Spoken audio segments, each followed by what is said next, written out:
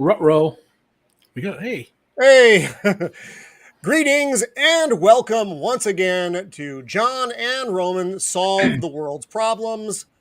That is a lie.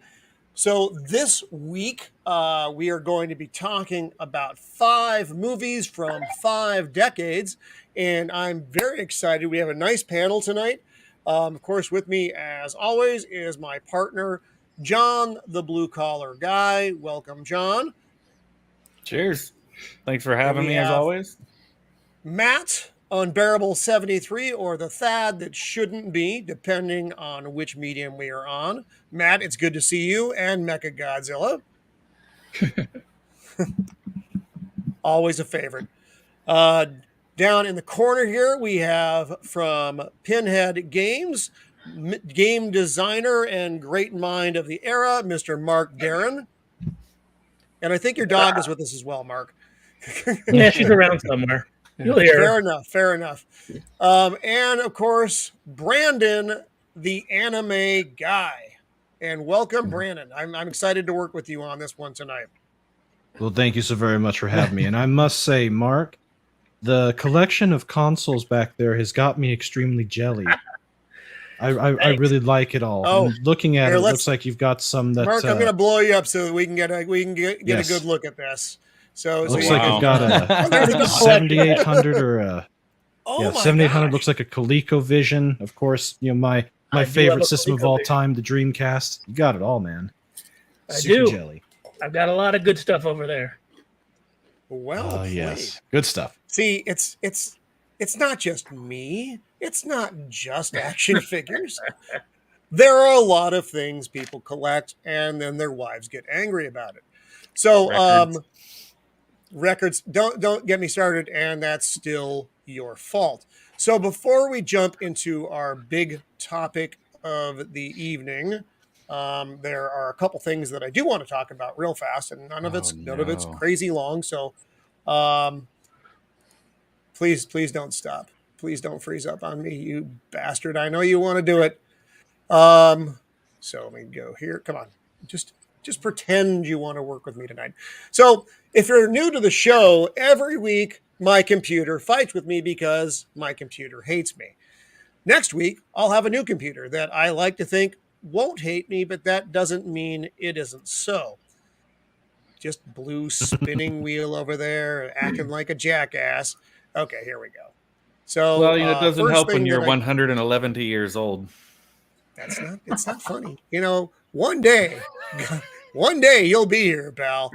So first thing I want to talk about is and you'll probably be fast, dead. And I'll be dead. I'm giving myself as many as 4 years, but not really more than that.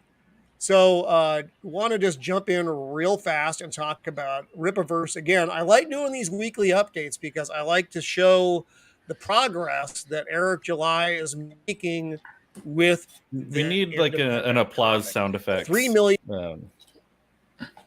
I know. I don't look. I'm just happy that I'm able to put the thing on the screen right now. Let's not test it too much. Here's the applause effect. There we go. 3,366,000. And so Eric July, well freaking done. You built this thing on your own. And so no longer taking PayPal because PayPal was trying to screw him in the shower and not give him his money. That is really bothers me that I use PayPal to place my order. So did I. I stopped using PayPal when they and so still got 50 days to go though. They took that guy out a couple years ago. Because he was which guy? They took a guy out.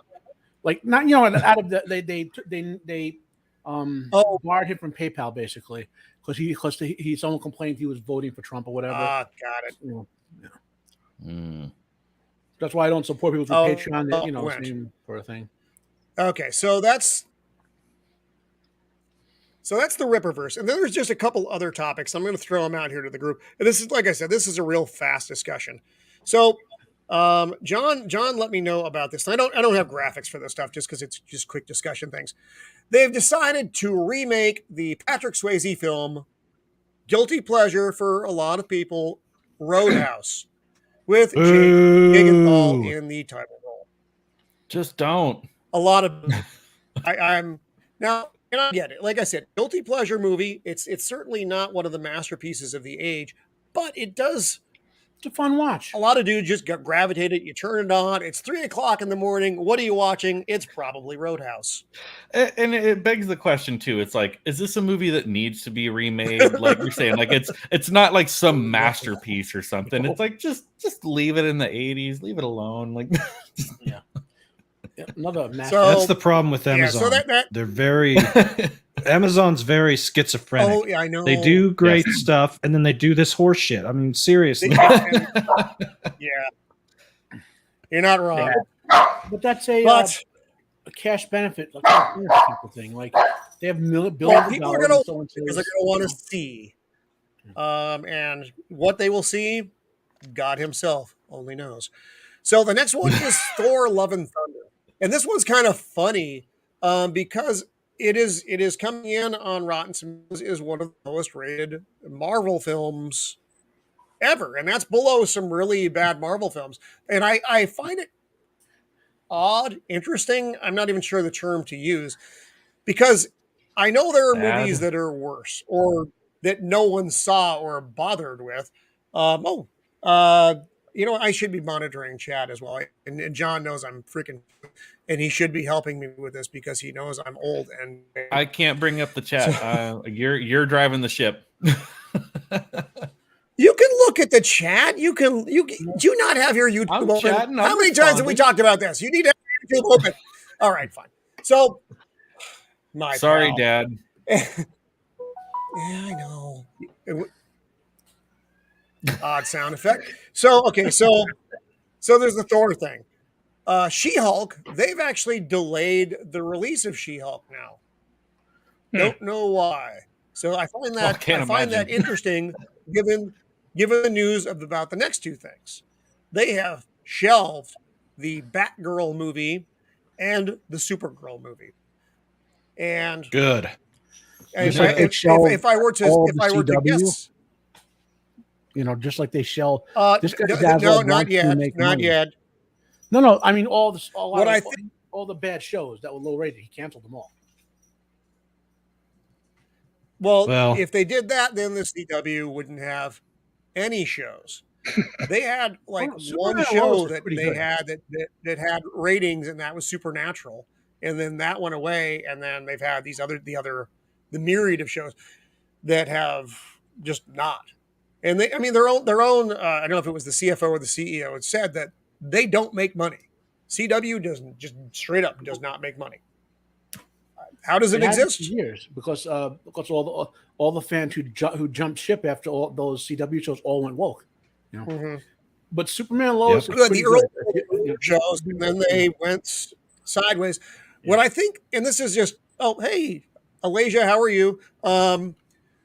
If I were a betting man, and I am, I would say that the Ezra Miller debacle is probably not a small part of why they are pulling back on certain projects, because they're going to take a big punch in the face on the Flash movie, and that is going to be a cash hole for them.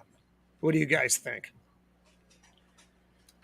Well, they've lost money.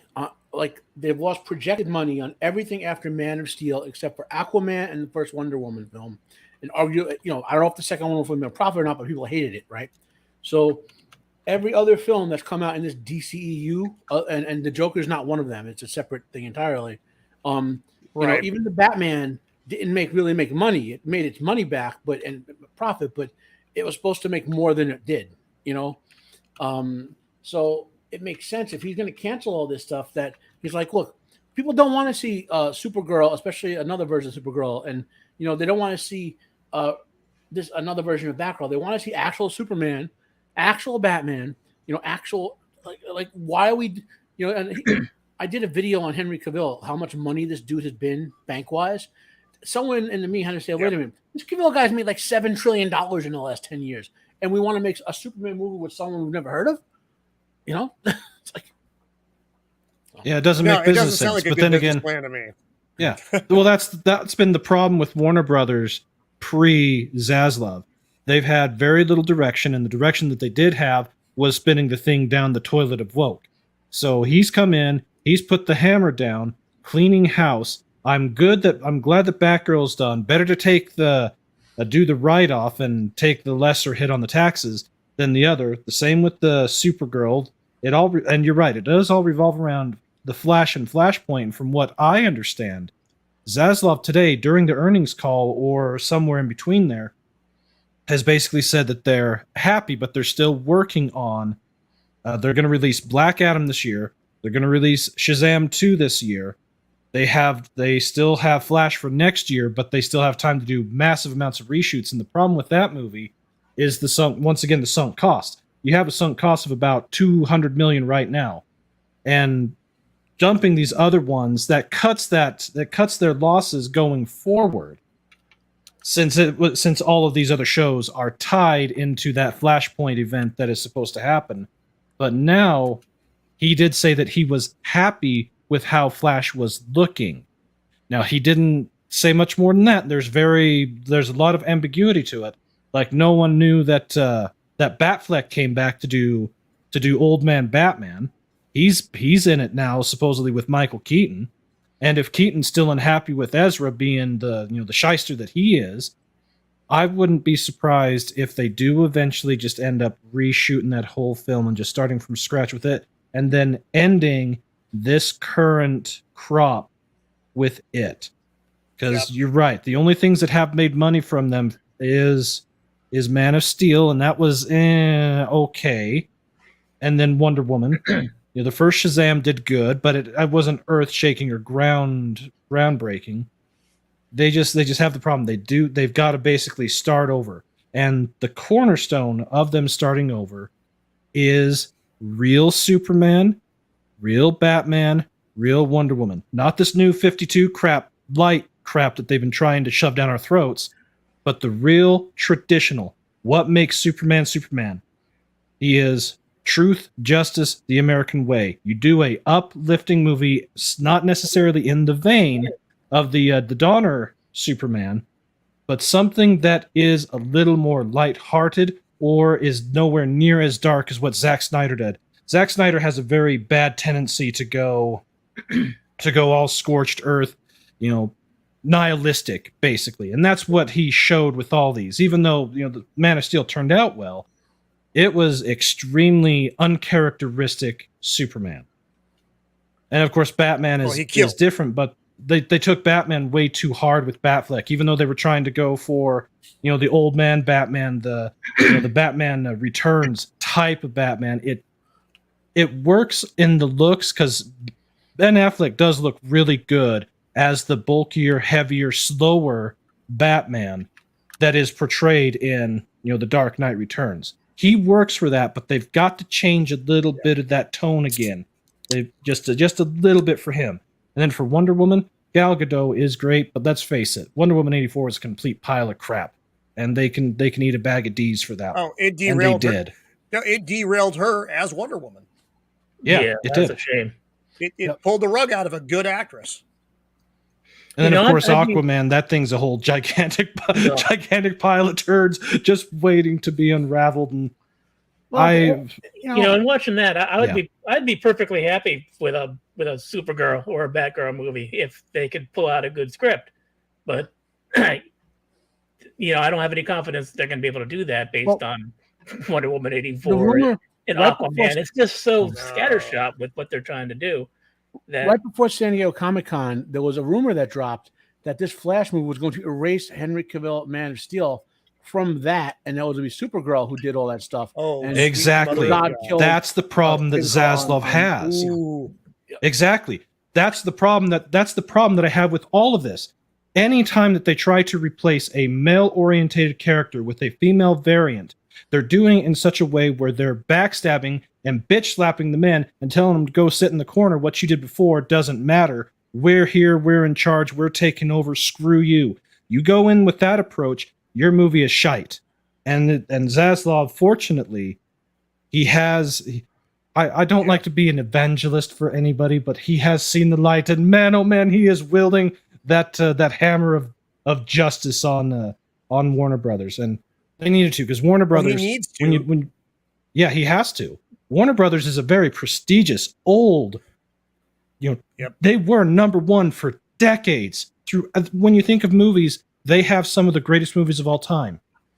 But because of how bad they've been run ever since Alan Horn was kicked out, back about 10 years ago, exactly, they are the worst of the worst. They might as well be doing C-tier movies.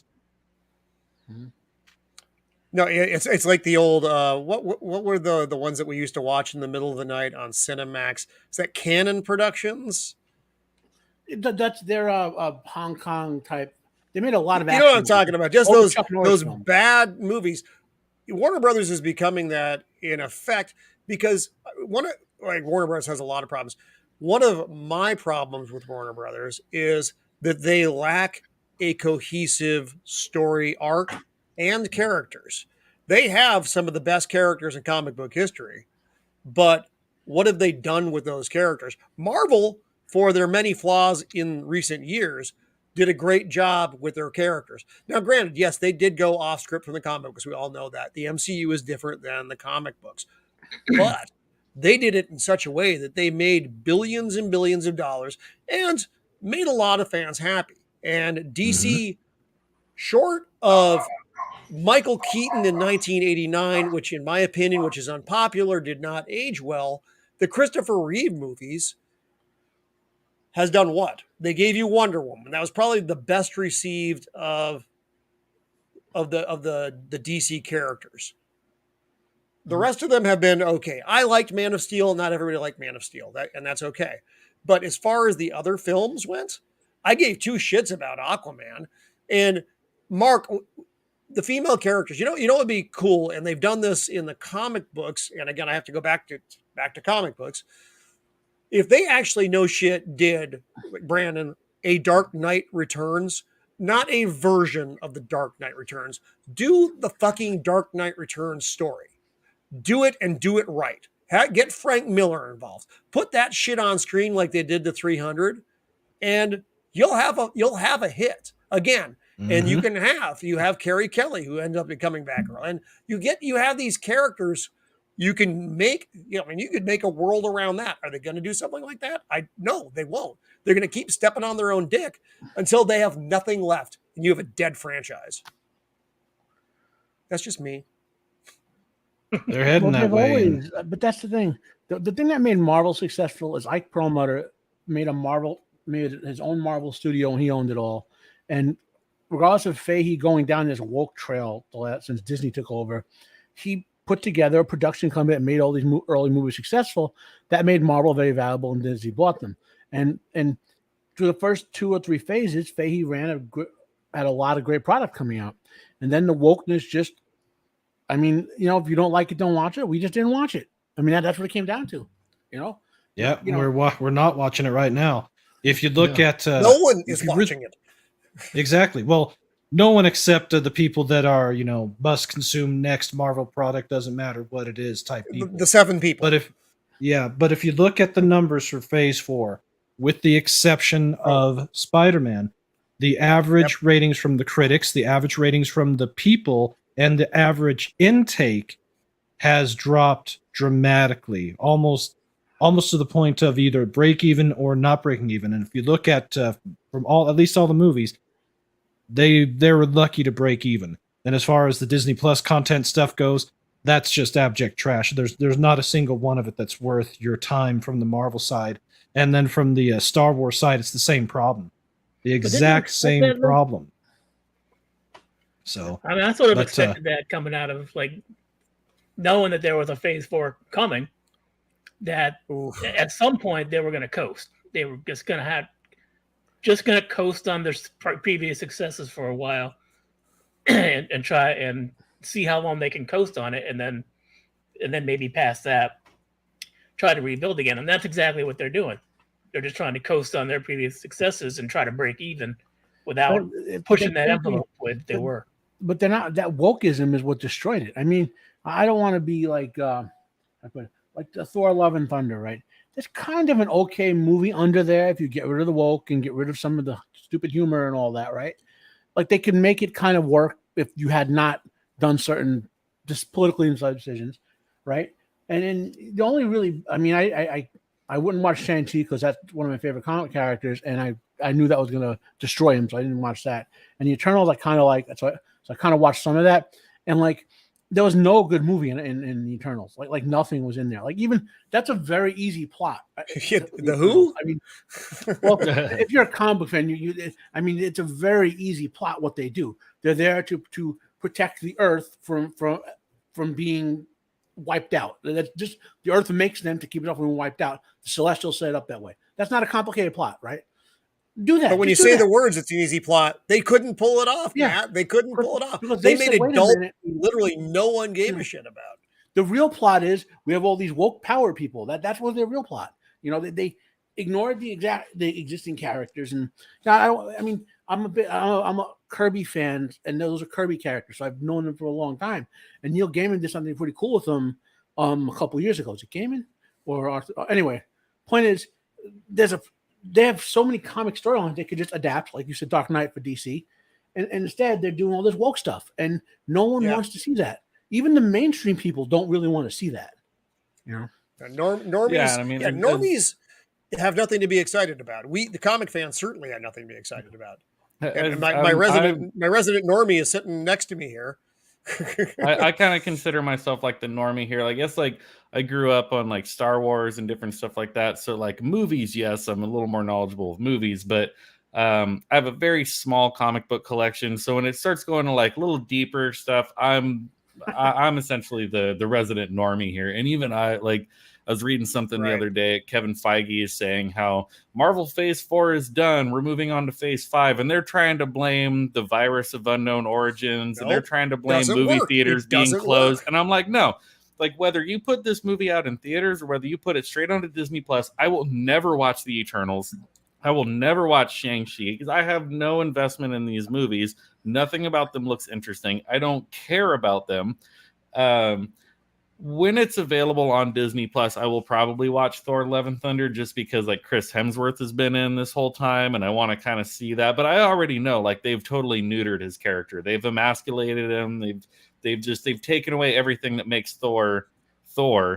But I'll probably still at least watch that movie. But for them at least they gave those kids powers for about 7 minutes, dude. That was important. They said that Thor: Love and Thunder is the lowest rated movie. Lowest rated. I'm like, lower than the two movies that the normie will never watch. Like I'm having a hard time believing that, but it's like apparently it's that bad.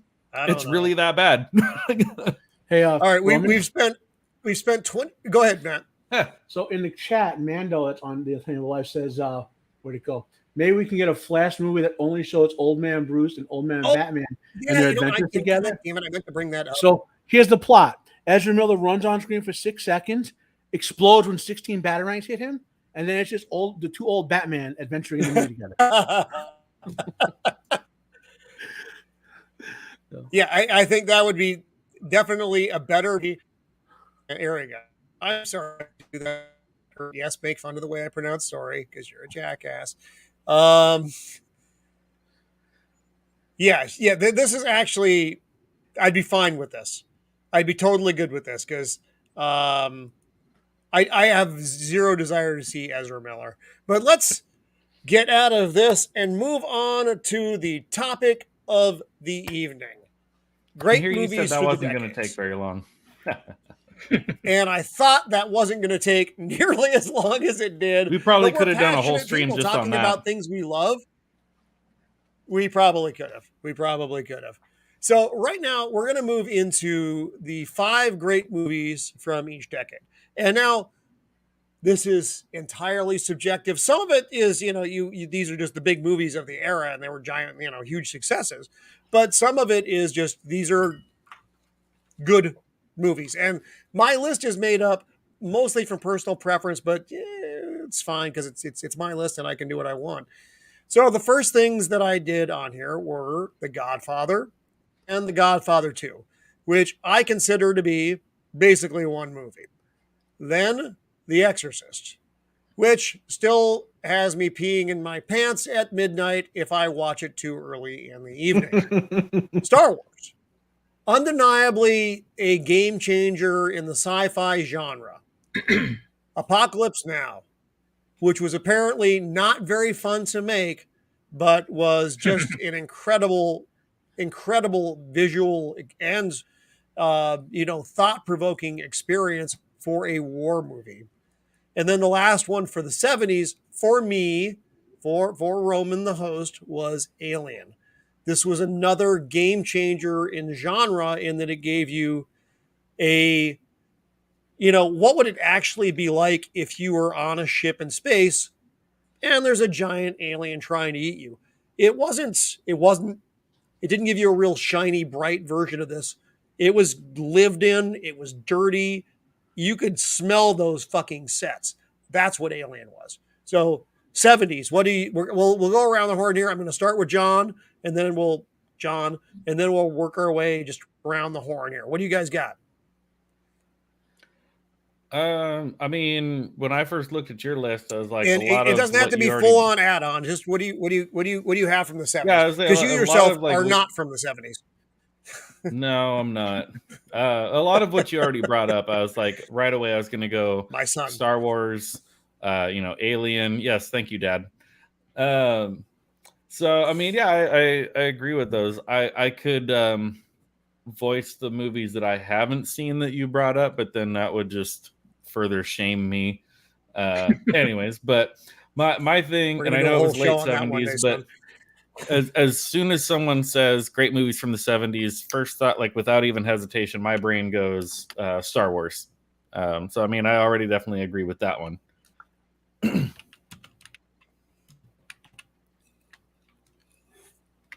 All right, Matt, what do you got? I know you got lists. You're a man of lists. Yeah, so the three of them I'm pretty sure everyone's heard of. That's Superman, Star Wars Episode 4, and Enter the Dragon. The other two... Ooh, Enter the Dragon. Nice choice. The other two are starring Vincent Price. It's The Abominable Dr. Phibes and Dr. Phibes Rises Again. Wow. Two of my favorite horror movies by one of my favorite horror actors. Deep dive horror. That is cool. When I think of the 70s, I can quibble over like Enter the Dragon versus The Godfather versus Alien versus Star Trek or whatever.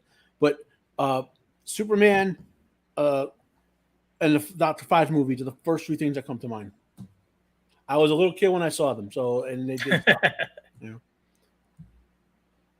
No, those are awesome because they're weird. Not everybody has seen them, which is the best part of it. So you got Vincent Price was just such a fucking treasure. Yep, he's an amazing actor. He was an artist. He did a whole like movie on art. Like he's a knowledgeable man. He wasn't just like an actor. He was an expert on art, on history, and stuff like that. It's a shame he doesn't get more credit than he should. He should get a lot more. But he always picked his roles. He was like Roddy McDowell. They just picked their roles. They could have gotten bigger roles. You'll find stuff they turned down, but they just said, "I want to do these movies." Christopher Lee the same way. They picked their roles and their career got them recognition, but Now, Christopher Lee, that's a man who got to move through the decades himself. Yeah. And now, granted, he was in the Star Wars prequels, which I myself am not a fan of, but he was in the Lord of the Rings, which I am a tremendous fan of. So. And we still have those not talked are about his good ones, Matt. metal concept albums. We have not talked about his metal band. No, we haven't. Only Christopher Lee could pull something like that off. Being 80, 90 or something and doing metal albums. Oh, just concept albums. I'm almost there. A joke for the audience. And we got Rosie Gamgee in the house. Rosie, it's nice to see you. Thanks for coming by. Rosie, our resident hobbit. So now let's do a quick. Oh, I'm sorry. You know what? I completely cocked that up. Mark, hop in. What do you got for things that you loved from movies from the 70s? You derailed me with the Vincent Price thing. I didn't expect that. Well, I went a little rogue here. I picked my favorite and most influential movies of the 70s of the time, at the time. So these are the ones that I liked when I was that age. So there'll be some questionable ones here. Starting with Grease. Oh, Lord. You know, there were only so many movies I watched in the 70s. Grease was one of them. It was a movie of its time, and I enjoyed it as a kid. It was So a that fun gets on movie. my list. It Followed was by, Misses of the Empire. Just bought the album a couple weeks ago. At Is that 80's right? Records. She did. So the next one would be Escape to Witch Mountain. Oh, that's a classic. Oh, that's a great one. I That love guy that ended movie. up being Rorschach from The Watchmen. Oh, really? I didn't know It's that. that kid, isn't it? It's the same kid, Early right? Haley. I Yeah. didn't know that. The Kid with the Magic Harmonica. I know the girl went Am on I to a wrong, bigger Brandon? career. I don't I think remember I'm if right the on guy this. did. I wanted a magic harmonica so bad. Then, of course, I've got Superman and Star Wars on the list because it's not the 70s without those. And then the last one on my list, classic, The Hobbit, the animated movie. That Ooh. yeah. That's That my one favorite is Lord so of the Rings good. adapt- or my second favorite. actually. Yes, we were just talking about that left this. an impression on me. My entire school was doing artwork, fan art of The Hobbit at the time, and yeah, it just left an impression on me and everybody who saw it. Yeah. Those are my That's five how for the I think 70s. a lot of us discovered Tolkien. Yeah, Were it not for that movie, I mean, it would have been much later for me. But that movie brought me into the world of hobbits and dwarves and wizards and giant fucking eagles. That's a classic. I love. I actually Yep. own the they put out an Oh. album set of that, the soundtrack. What it is, Oh. it's all the songs and literally all of the dialogue on like a 3 or 4 record set. And man, that's a great one. That's a great one, Mark.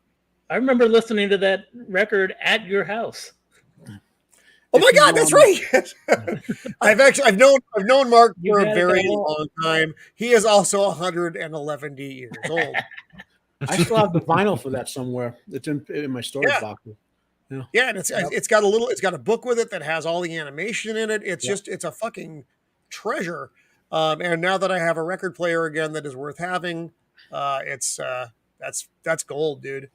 All right, And you're Brandon, welcome. the anime guy, what do you got for the 70s? Well, if you'll share my my screen share that I've got for you. I will try. Now, if things go horribly, horribly wrong here, I want it noted that I put up a warning before this. So, and I like where you're going with this already, though. Let's see how it goes. Oh yeah! Wow. Yep. See, here's the problem, or here's the best part about this first decade and then the next decade. There really is no bad choices when it goes to the movies. Almost every single movie that was put out is a banger, or is at the very least worth watching at least once. So when I saw your list, it's got stuff that is universally loved, universally acclaimed, but a lot of it I haven't seen because I refuse to watch The Exorcist. I will never watch that movie. But I accept it for what it is, a masterpiece of the horror genre. So with my list, I decided to go with movies that I not only have seen, but that I own and that I absolutely, adore. And the first one on here is Got it. Dirty Harry. You just cannot go wrong with Inspector Harry Callahan. And of course, the main bad guy being ending up being Garrick in DS9. That just makes it even better. Yep. And in Hellraiser. Oh yes, and in Hellraiser. So, Dirty Harry. It's in my collection. It's a movie that I absolutely adore. Oh. One of Clint's best. Whether it be I own all the Harry Callahan movies. nice, very nice. So that's one of them that I thought of. Now, the next one. 'Tis a silly place this is. Yes. The Quest for the Holy Grail. Oh, Once again, Awesome. Robin, Sir Robin. A movie that I own, a movie that I love. I have the nicer DVD collection of it when it first came out. You just cannot go wrong with the blokes from the UK. Excellent show, highly quotable. You name it, it's it. So that's another one that I like. I think we need to I'm do a feeling stream impressed. on the most quotable movies.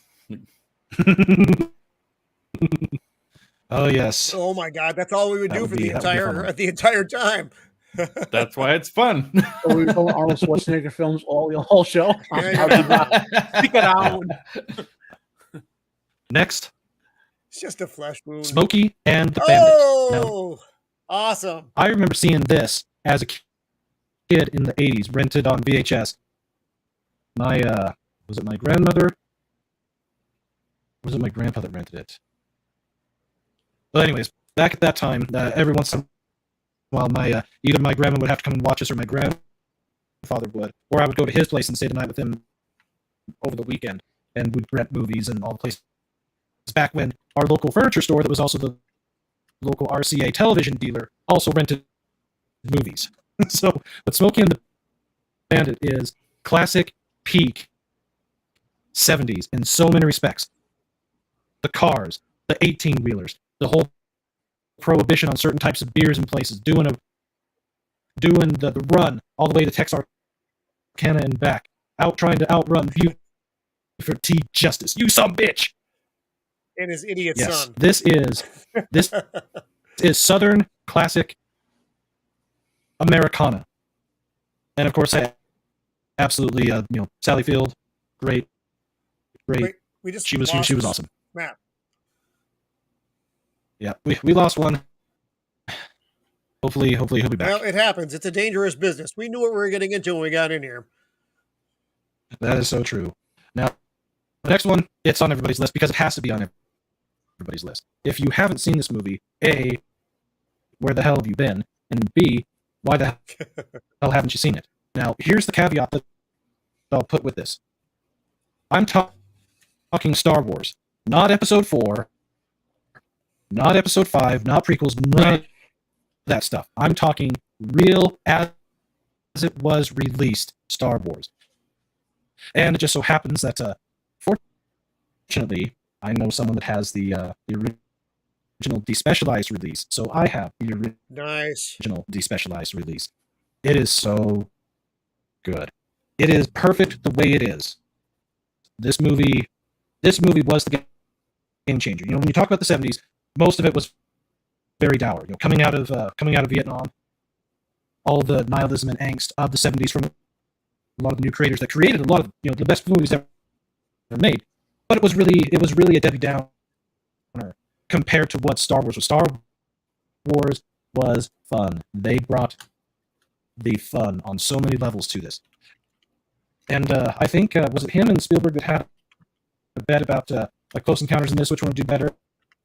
I think George made out like a bandit. So, and as much as I love Close Encounters, this is better. Then last, but not Hey, least, Brandon, I may have to kill yes. the audio. Hit me with the last. I think the audio is getting all weird on us, though. Am I wrong? Is everybody okay. how is everybody else doing with it, or is it just coming through me weird? I think it's just you. Everyone else looks fine and sounded okay. No, it's breaking up on my No end. one else is responding. Okay, yeah, me too, John. Yeah, everyone else sounds okay. I think the anime guy is breaking up a bit. He's sounding kind of robotic. Okay. All right, I'm gonna kill the picture. I'm sorry. Yeah. Kill the picture. Go ahead and throw it up. It's all part of the experience. Oh, Superman, of course. Yes. You cannot go wrong There we go. with Richard Donner's Superman. No, It is the archetype for all movies that still wonky. have come since then.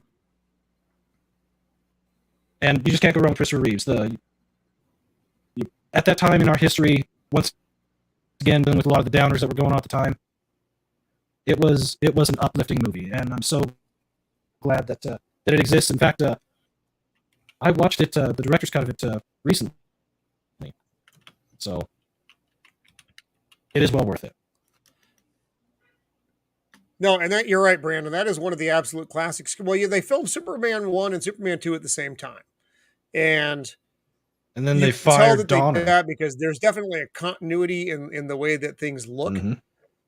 because it all looks good. And then they fired Donner and brought someone else. So you have. So is all the audio bad, or is it? Help me here, guys. No, it I was need just to Brandon, but know it what I'm sounds getting on the better other now. side of this. Brandon, can you say a few kind words about what happened after Donner was fired from Superman 2? Superman 2 turned into a shit show, and it didn't get remotely better until he was able to do a director's cut of it. And even at that, it's Have you seen still Director's cut? not perfect. It's been a long time since I've seen the first cut, but the ones that I own are Richard Donner's cuts of both the first and the second film. And they're the only two that I'll own. I won't own the third one or the fourth one because they're just dumb. Oh, no, they don't exist. There are 2 Superman films. Yeah. Also, I think Is Matt back? Oh, there's Matt. Matt's says he's back. Okay. Matt says he's back. Yeah. No, I see him. I'm working on it. Oh, no, I put you in and I took you out. Oh, God damn it, computer.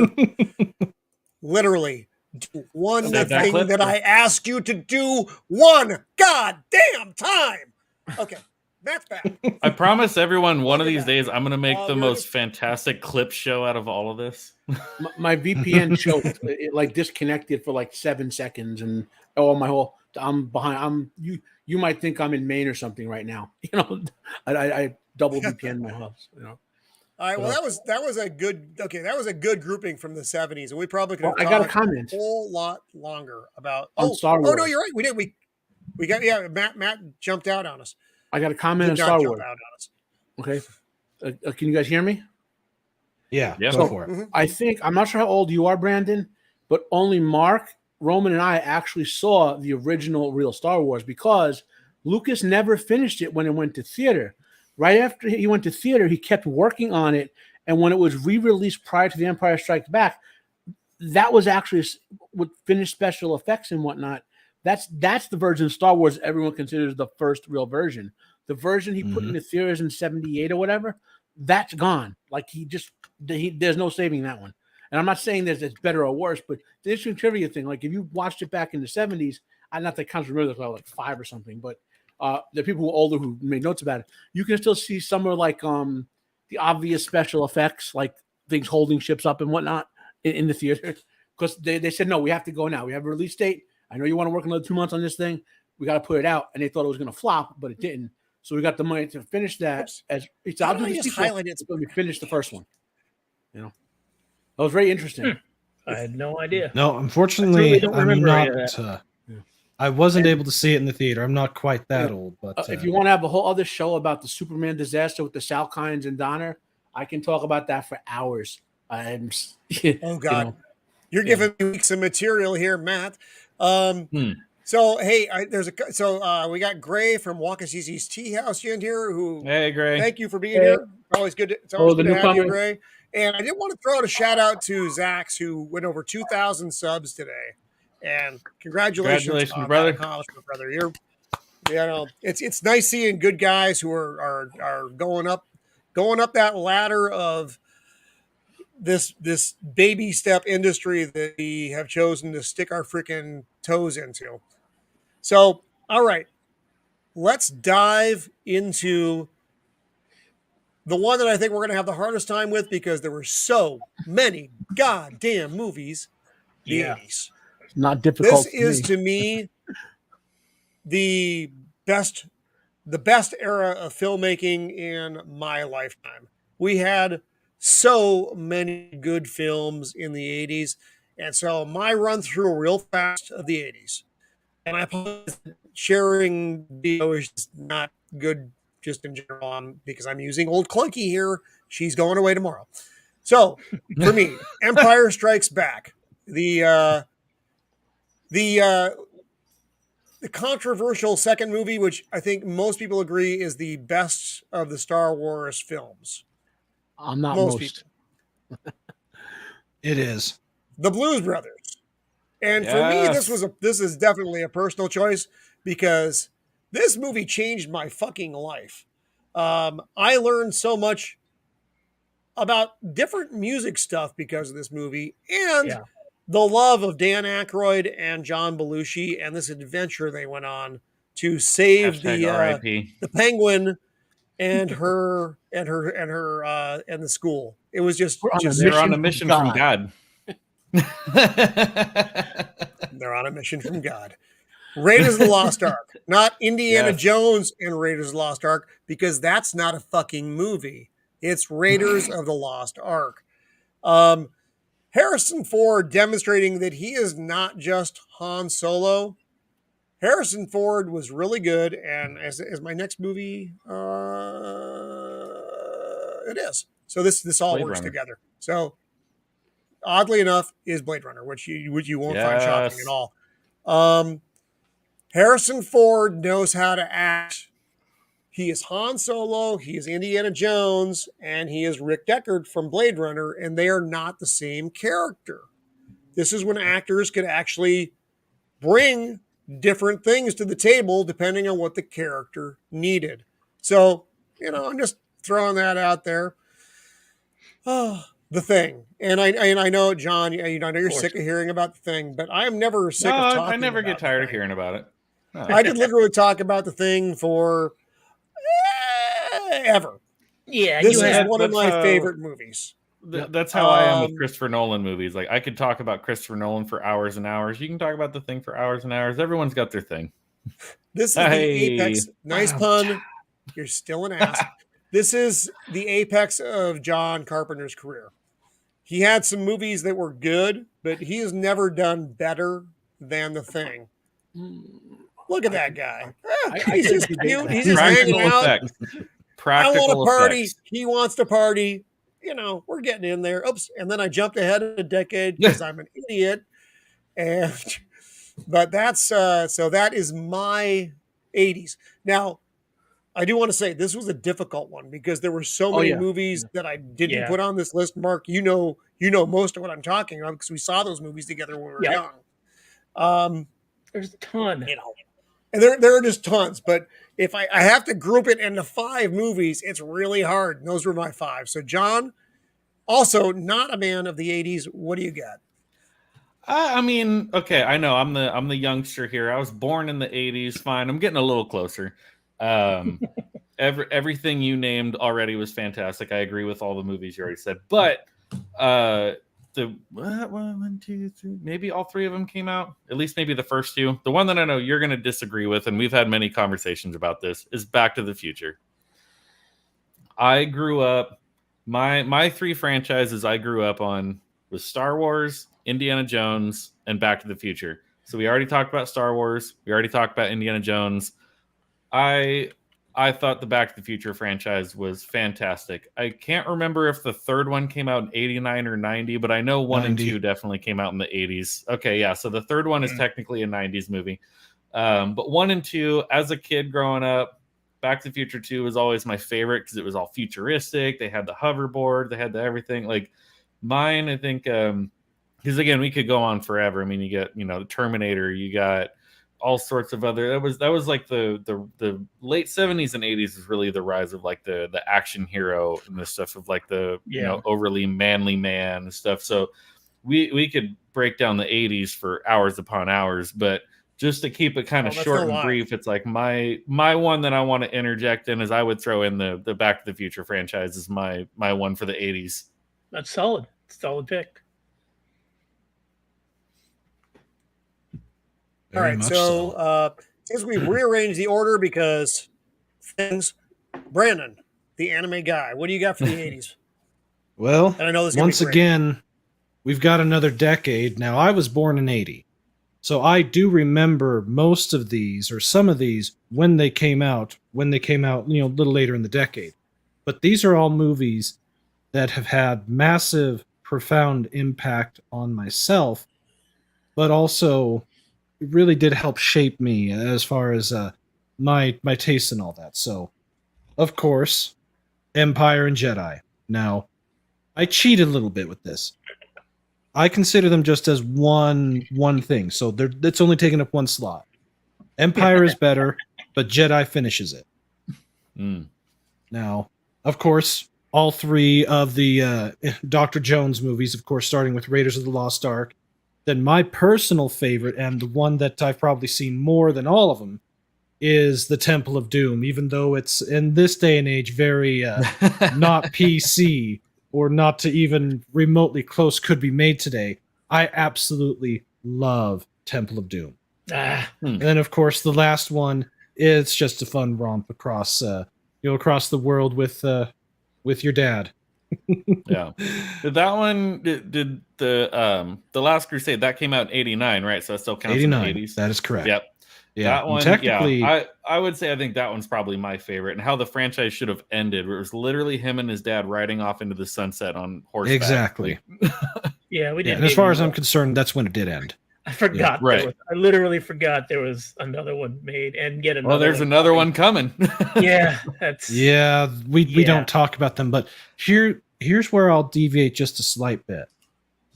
There are extensions to the Indiana Jones franchise that was done by Lucas Arts. They had their computer games, their Scum-based computer games.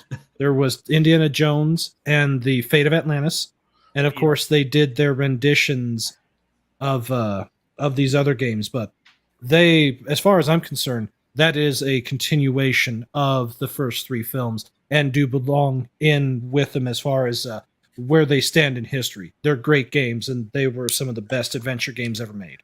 I'll agree with that. I'll throw in there, shaped Brandon. my career. The Young Is it Indiana me Jones or Sean Chronicle. Connery, everybody's dad? in the 80s?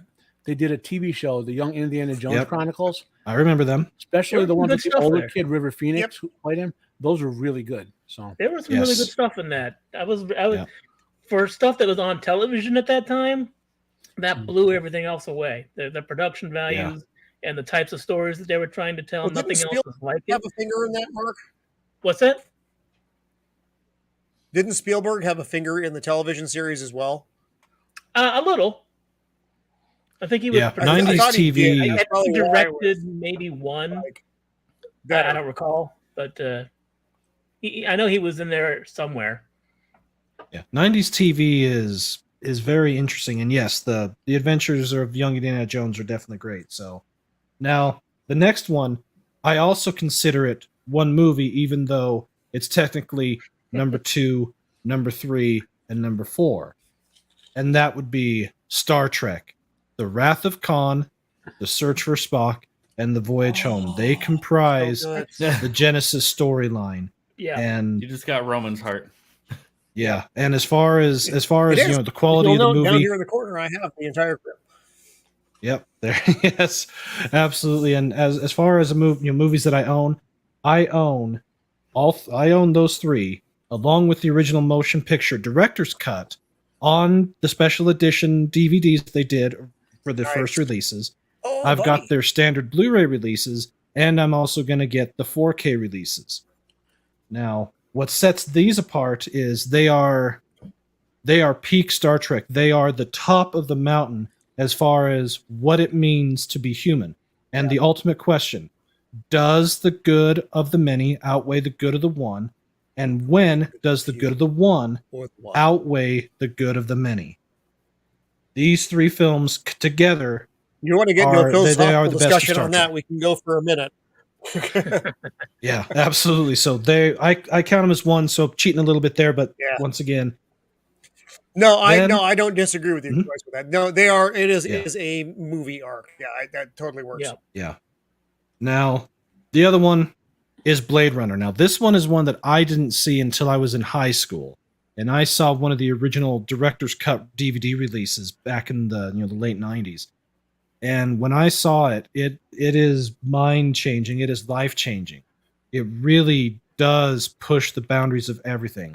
And this is one that I've got, the director's DVD, one of the original releases on, and I'm gonna get I'm eventually, as soon as I get some more coin, gonna get the 4K release of it. So you just cannot go wrong. I With have Blade a Runner. personal take on the Blade Runner films. The theatrical release is my favorite. The theatrical release is my favorite because I like the narrative dialogue. I like Decker's dialogue over the film. I think you lose a lot without the dialogue. Talking about his boss, talking about the bullshit language that what's his name, but the Kane is talking about. The kind of people they are, how his feelings at the end of the movie when Rucker Hauer's character lets the dove go, all of this stuff. without the narrative, you lose. And I think it's important because otherwise there is and I get that sometimes in movies it's fun to have some ambiguity, but I think Blade Runner without that narrative has too much, and It you don't overflows. know some of the things you would know otherwise.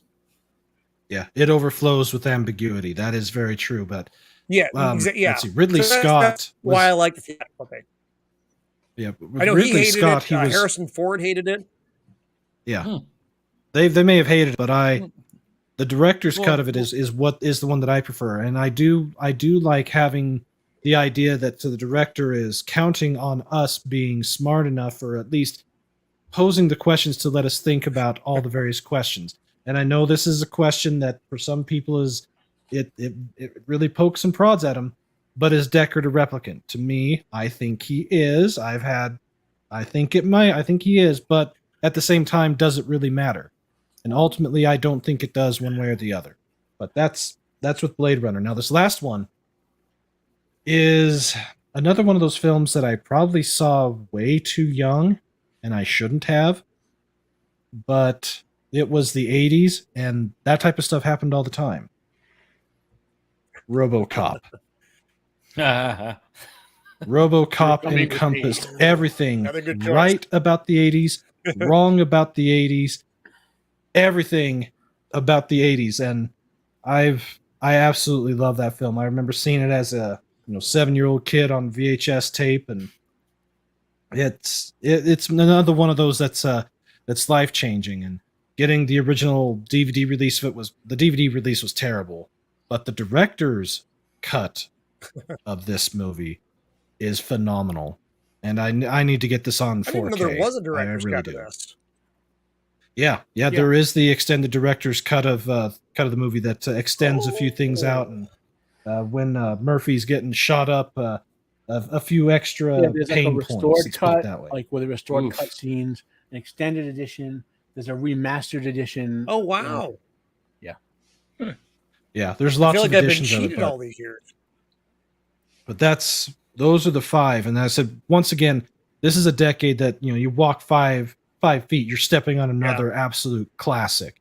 There's so many to go around. It's hard to really pin down, and that's why I've stuck with movies that I own and that I watch regularly and have seen more times than I probably wish to share. So those are my 5. Yeah, all solid. And I know Dragon Ruse. So- I forgot Akira. I know. Yeah, there are so many from that era. So Matt, Yeah. what do you got there, brother? The first 2 were easy because they're my 2 favorite movies of all time. So Highlander is first on the list.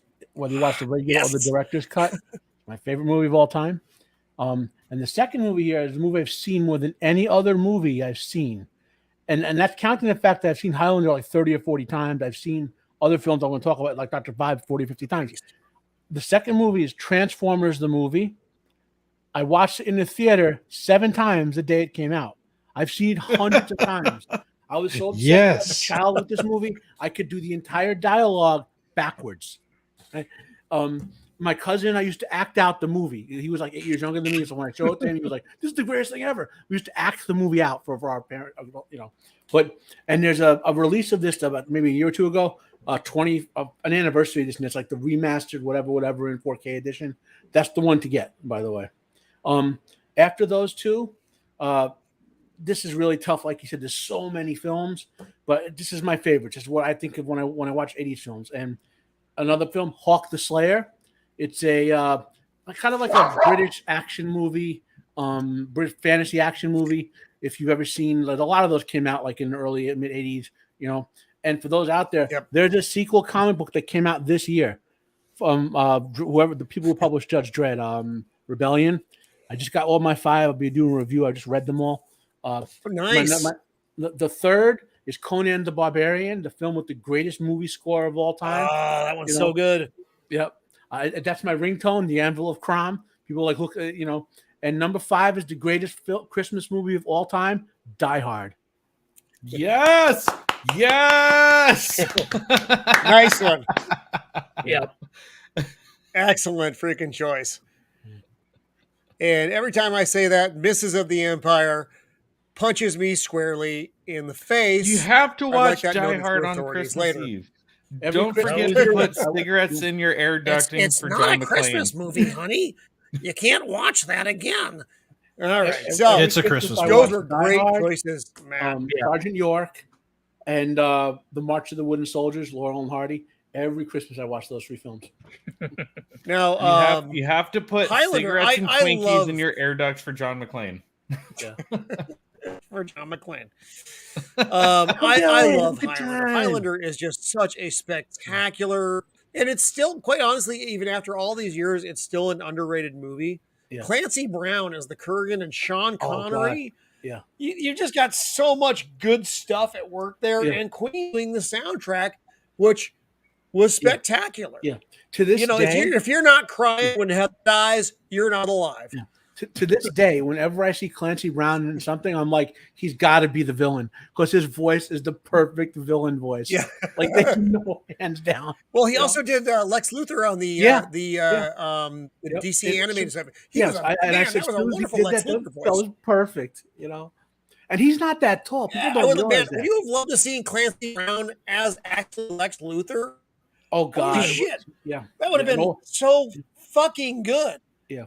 Instead, you got that weird little feller from whatever the where you got the girl pregnant movie. yeah. Anyway, so those were good choices, Matt. Those were good fucking choices.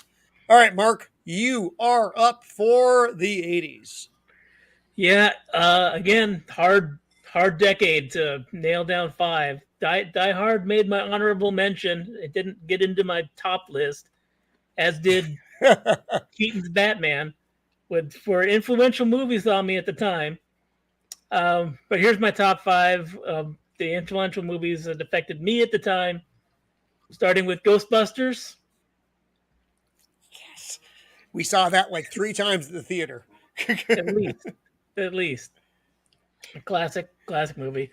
I went with Return of the Jedi. Empire is a better movie, but at the time, Empire was too dark and too slow for my taste as a kid. And young Mark I Darin. wasn't interested in the love story that was in there.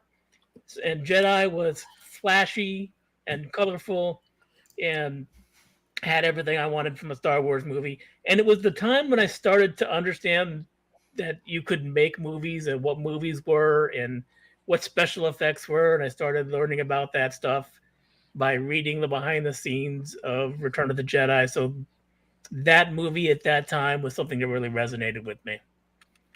And of course, there's Raiders of the Lost Ark.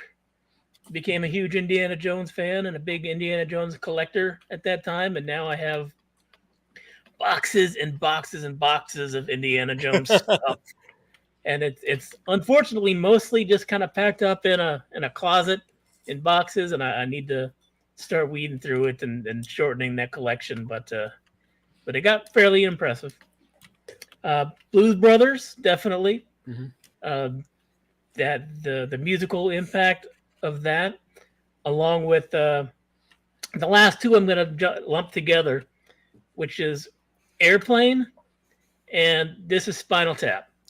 Oh, For my God. slightly Oh my different God! reasons, Spinal but Tap. the same reasons. Spinal Tap. Definitely. It's so good. I just had an nerdgasm. Fuck tap. As for guys who have done it and done music as a semi living, getting out there and throwing yourself on stage. Spinal Tap Yeah. is a movie that resonates like no, because your shit's going wrong, your drummer Yep. explodes, and just there's a lot of shit that goes wrong when you're doing music for They're regular not lying. people just in your backyard. They are not lying. I forgot about that. The drummer explodes. It's just so black. It's They just nailed so that black. experience in the most hilarious All way. the drummers explode. and once Oh, again, it just God, goes to those are show. great choices, Mark. Oh my God. It just goes to show once again that this decade, the 70s and the 80s, right at the time when the new generation of filmmakers were coming We're coming in, the combination of the old timers, the combination of the new timers, just the creative freedom and the not worrying about what somebody thinks about your product until they've actually seen it. And it was just a golden time. And we going forward into the 90s, we still have a little bit of that with certain things, but yeah, it definitely, the times are changing moving forward. Yeah, the further decades got harder in a different way to choose 5. Yeah. You ban that guy from chat. Well, I can tell you that the Tim Burton, Tim Burton Batman hasn't aged well. Like the Batman. It's because you hate I like them. You hate mine Cajun's opinion on the Tim Burton Batman I like movies. Cajun. Cajun's a nice guy. But you hate Tim Burton Batman. Those movies don't age well for me. And I think they come off as very cartoonish and wonky. Cajun now asked about we're jumping ahead a little bit. About the Dark Knight trilogy. The Dark Knight and trilogy, I love the Christopher Nolan movies. I could talk for hours on that. So yes, he can, and yes, he does. In case you're curious about that, so those were some great choices, guys, and those were, like I said, and a lot of those were completely unconnected, and I really like that. Man, Ghostbusters is like the best comedy of the 80s. That the first largely there is no other. There's one Ghostbusters movie that largely carries over very well across decades, because not all, Prince Bride should have been on that list for, in there, because Princess Bride was also you. How many times do you quote Princess Bride in your life? Probably a lot.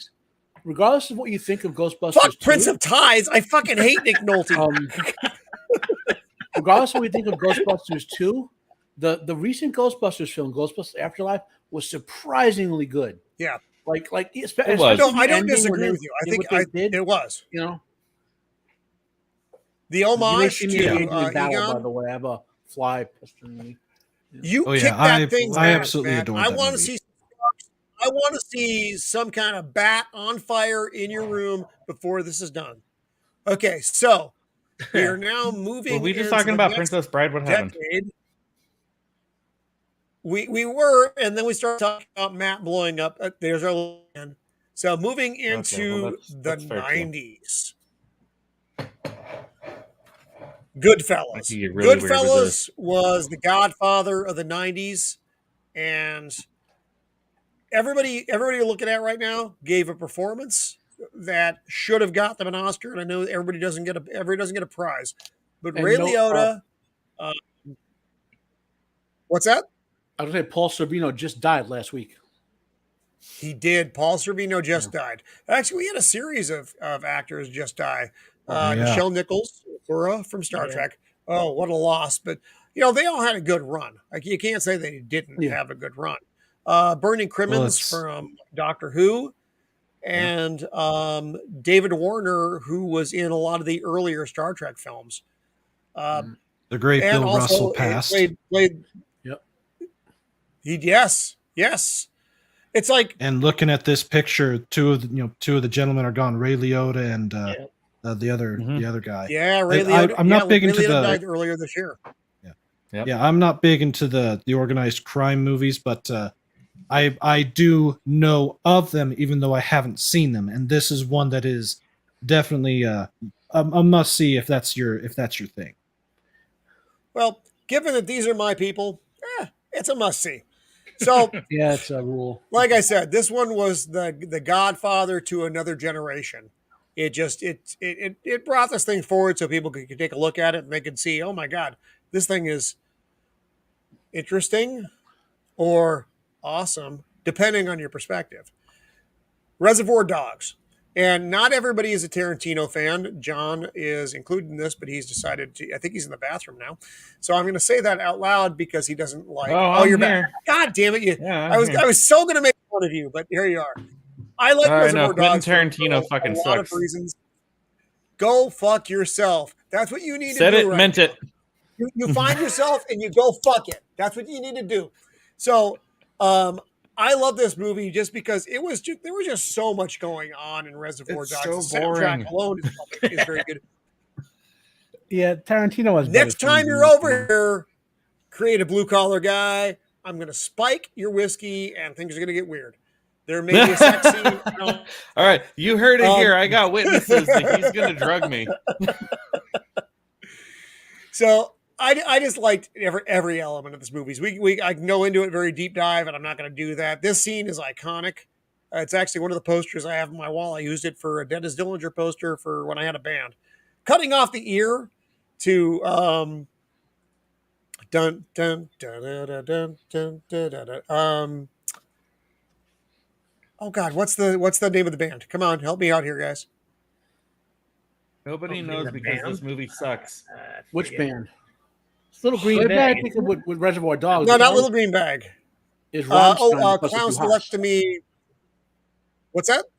The only band I think of with Reservoir Dogs is the band Rammstein, close to their video Du Hast, which was like a No, live no, version no, of this. Same, yeah. Rammstein. Oh my God. No, I totally Never know mind. what you're talking We're gonna about. move past this. We're gonna move past this. We're gonna go into the great professional. movie. Matt, I got your Now, back on that one. this is a little deep dive for some people because other regular people may not necessarily know about this one. But This The is an amazing Professional- movie. there is nothing about this movie I don't like. You get a very young Natalie Portman learning. So her family is drug dealers and they're pieces of shit, and they get killed off by a crazy cop played by the incredible Gary Oldman. Yep. This to me is Gary Oldman's best performance ever. I know he won an Oscar for Darkest Hour, but The Professional, he was fucking insane. He was so good at what yes. he was doing. Yep. And This and again, Fantastic go movie. ahead, Brandon. I was going to say there are two movies that Gary Oldman was in the 90s. Well, there are more, but there's two that are iconic to him. This is one of them, and then Jean Reno and Natalie Portman. Yep, I've seen this. Now, this is one that I actually remember seeing when it came out on VHS. So I'm there with you on it. It is a underrated masterpiece. But the other movie that Gary Oldman was in that he is epic in is The Fifth Element. That's the 90s. I love The Fifth I'm going to Element. throw. I'm going to throw an incredibly You're jumping unpopular ahead to opinion my out list, right yeah. now. I don't like The Fifth Element. I like parts of I the can Fifth understand Element. why. Don't hate think me, Gary don't hate Oldman me. was Great in it. Yeah, let me blow this So guy up. a little I bit. was Um, I was almost waiting to see if your other movie was going to be him and Dracula because he's unrecognizable in that movie. He is Yeah. unrecognizable, Dracula. Yep, Um, Bram Stoker's that's a Dracula, he bad was really movie. good in too. But Yes. what I liked about, like I said, there were just so many elements about this movie that were good. But Gary Oldman for me was the best. And the story itself is very unconventional. You have the hitman who is living this very simple life. Danny Aiello is in it as kind of his keeper, and he's keeping all his money and everything. And Leon just lives this simple life until the girl Matilda's family gets killed, and he starts taking care of her. And now he has to take on a whole new responsibility, and his life changes in dramatic ways. Gary Oldman, though, is this spark of fucking fire that burns through this movie. And his performance, I can't give enough credit to it. And you probably have gotten that by this point, but I really love this movie. So that is The Professional. I'm actually not even done with my 90s yet. 7. I will not watch that movie ever again. I will not watch it ever Really great again. movie. Why? What's in the box? Because It's very disturbing Yes. in many ways. that was the part that pushed me over the edge with this movie was what's in That the was the box. part? There were so That many was the parts part. that could push you over. Well, Kevin Um, Spacey plays the good Kevin psychopath. Spacey was so weird in this. He was perfect as the psychopath because he just played it so detached. Like This is just something I'm doing. Why? Which, Why I is this mean, bothering has me so actually much? played into his real life a little bit, I think. But hey, Shh. This was before we can still enjoy this movie. this is in the before time. But Brad Pitt, who I used to hate, this is one of the movies that brought me over to actually liking Brad Pitt as an Who actor. hates Brad Pitt? No, I didn't. There are a lot of movies I didn't like Brad Pitt in. There was like Did Pretty you hate Boy Fight Brad Club? Pitt era. No, Brad. Oh fuck, Fight Club. Oh my god, that should be on somebody's list. But Morgan Freeman and Brad Pitt in this were just so good, and I like the way it was shot. I like David Fincher as a director an awful lot, though. So, except for Alien 3, fuck him for Alien 3. You killed the franchise. But the rest of David Fincher's, catalog is very good. I like the colors he uses, the actors he uses, and so that's that. And now we jump into Terry Gilliam's classic movie, 12 Monkeys. Interesting. Not everybody likes 12 Monkeys. And you know what? Everybody can fuck straight off. I love 12 Monkeys. Bruce Willis, his performance in this was incredible. And again, you get another very good Brad Pitt performance in this. It's unexpected. It's weird as fuck. And it's a time travel movie that gives you more than just time travel. It's a look at who we are as people. And it's the deep dive into this. And what I also like about it is that you can't change the past. It's already happened. Even if you've come back from the future, whatever you did has already happened. I love the concepts of this movie. I think they were fucking brilliant. And I don't think it gets enough credit. But they did a TV show that no one watched, so I don't include that.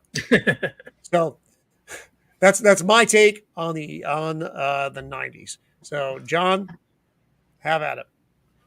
Oh, real quick, the Terry Gilliam thing. Yeah, I like his movies individually. I like most of them. They're pretty good. I don't love them, but I love his work as a collection. Like every single one of his movies, every single one of his movies is a take on the blurred lines between reality and fantasy. It's a different take on it in every movie, but it's that same freaking thing from Fear and Loathing in Las Vegas to Time Bandits to 12 Monkeys to Don Quixote. Every single one is that blurred line between what is fantasy, what is reality. Even the Fisher King, they're all kind of exploring that. The Fisher King was so good. Oh my god, people forget about the Fisher King with Robin Williams and Jeff Bridges. That's a fucking great movie. So when you look at his work as a collection of an exploration of what is fantasy and what is reality, every single one of them is dealing with that in a unique way, and I love that kind of this body of work that's all exploring that. Anyway, that's excellent point, Mark. Excellent point. All right, there, son, you're up. Thanks, Dad. I don't know. I feel like the 90s was kind of a weird decade in like you brought up a handful of good movies, but maybe this is just me being one of the younger guys in the room. When I think of the 90s, I think of a lot of like Jay and Silent Bob movies like Clerks and Mallrats. I think of like Brendan Fraser and the Airheads and all stuff. Like I think of more of like the bullshit, like goofy comedies and that type of stuff. And I'm not here to defend and say that these are great films by any means, but when I think of the 90s, that's that's kind of what comes to mind is Adam Sandler movies and I don't know, shit like that. So let's see. Let's try to think. So I guess I could like ride on the coattails of one of my previous ones in that the Back to the Future franchise, the third one came out in 1990. I could hang on to that one. So, okay, that's a 90s. Trying to think. I don't know. I think you already kind of hit the the main ones that are actually like important movies. Yeah, I think we've lost Roman. He's muted and Well. everything. Yeah. Did we lose him? So do we just go on? I mean, that's I don't know. I guess we could move it along. So it's my turn, I guess now. Yeah, Yeah, move on keep over to going. Brandon. Okay, so He'll be Yeah, back. go for it, Matt. You I go thought ahead. you went already, Brandon. Didn't you bring up? I'm not. The order, because we all moved around, so I have no idea what the order is anymore. Sorry, Hey, I'm he's back. back. I'm back. Everything's fine. Everybody breathe for a second. The youngster finished. His movie choices were bad, and we all recognize that. And that's what's good about That's this what knocked you show. offline. Yeah. Your music is bad, and you should feel bad. Brandon, Oh, the I anime will guy. say, yes, I will say this about the 90s. A lot of the TV shows from the 90s are really good. And of course, Futurama is better than The Simpsons. All day, every day, don't care. Simpsons sucks. Is there Futurama a rules. question? Now that I've said that, yeah, I guess I'll go ahead and go. Now, the 90s is another transitionary period with filmmakers again. We're getting another crop of them coming in, but we're also heading back, turning away from like the last action heroes, turning a little bit more to the some of the more nihilistic type of things again, like 12 Monkeys. Very nihilistic type of movie in comparison to what they were doing in the 80s. But what I have is definitely, compared to what everyone else has talked here, is very unique.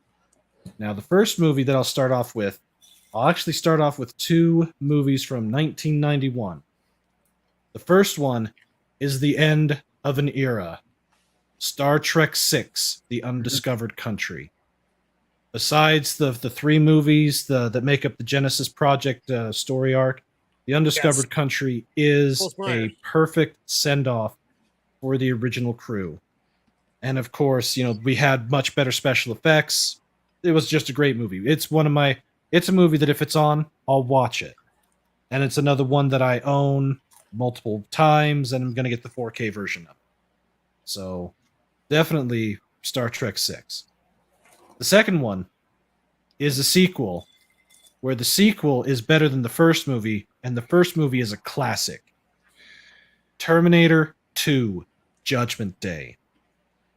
Probably the best sci-fi movie of that decade, and definitely of that year. It's one of those movies that has stood the test of time, and if you have the original DVD release of it or the special edition DVD release, you get not only the original cut, the extended cut, but the super duper dark secret cut that makes it to where any movie that comes after it doesn't exist because it can't exist.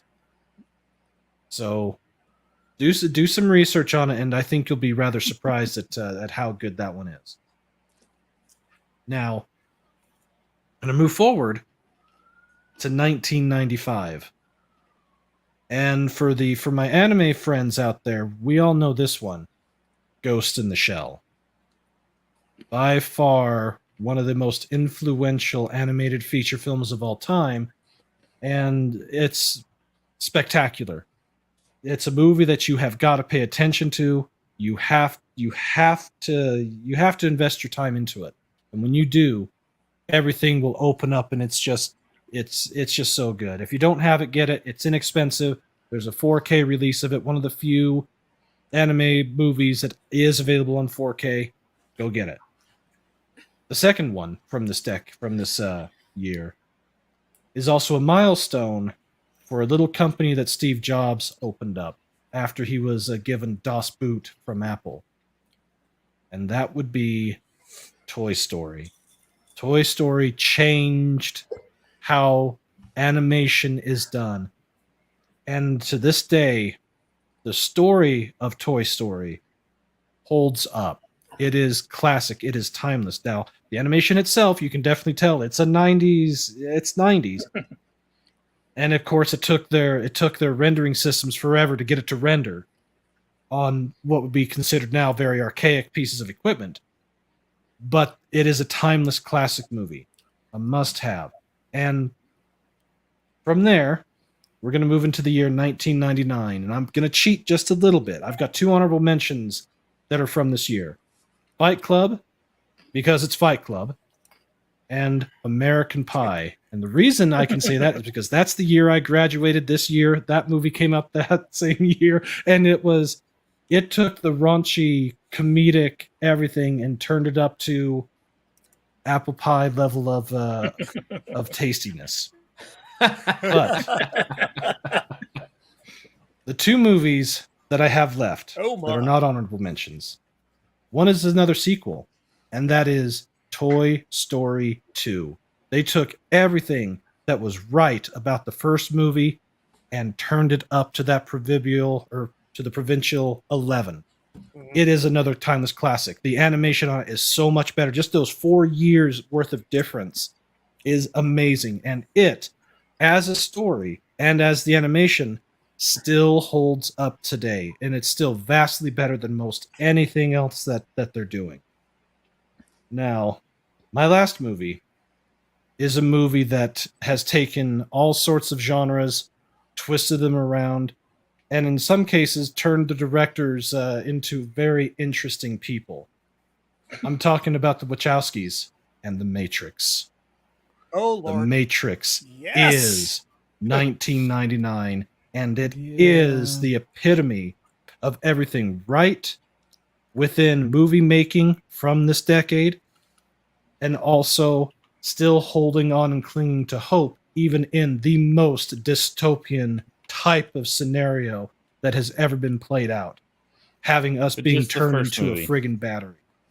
So, Yeah. and 'Cause yes, there's there only is one only one Matrix Matrix movie. movie. Yes. Okay. there is We're all only in one. agreement on that. So those are all movies There's that only I one owned. Matrix movie. They're all movies that I bought right when the DVD versions of them first came out. I've got the original 2-disc Toy Story 1 and 2 collection, the original release of The Matrix on DVD, the original release of Ghost in the Shell, the super duper ridiculous box set for Terminator 2, and then, of course, all the different versions of Star Trek 6, and the 3-pack movie for American Pie, and, of course, Fight Club. You know, you're so right about Toy Story in that you can watch that today, and the animation, even though it may be limited, you don't get that when you're watching it. What you get is just that great story. Mhm. And Toy Story 2, yeah, the other ones are okay, but 1 and 2 were very good. And Toy Story 1 Wait, what is was an that? absolute Like they classic. had I a can put that on the living room. they had a great what? No, go ahead. Go ahead. Great. It was a It's great what? story. Great. It's like story. story. Go. That's what fuck everything is missing yourself. now. Yeah. Nobody focuses on the story anymore. It's all this fucking woke bullshit, identity politics. Bullshit. Okay, anyways, I'm done. After that, he said great story. He said that's all people want. That's all anyone wants. We Actually, just I thought you were just good making story. fun of the way I pronounce sorry. So I actually kind of feel bad about the way I treated you. But Oh, no, then I I'm always going to do that, backtrack too. on that and say no, I don't. So What are you? Those You- were you're, all. you're what those about were, it? Those were great, Brandon. Apparently, he's sorry about it. If you I don't think know, that- Roman is Canadian. I I like hate it so much. Toy Story 1 through 3, I think, all had very good storytelling, very good stories. I think 4 lost its clarity. It was kind of all over the place. It didn't know what story it wanted to tell. But 1, 2, and 3 No, all I think had yeah, very you're solid definitely right on that. and good stories. They're That's when very you clean have a movies. franchise. Well, too long, you know why that happened. didn't- Why'd that happen? You know why Toy Story 4 went You off the think, yeah. rails. No.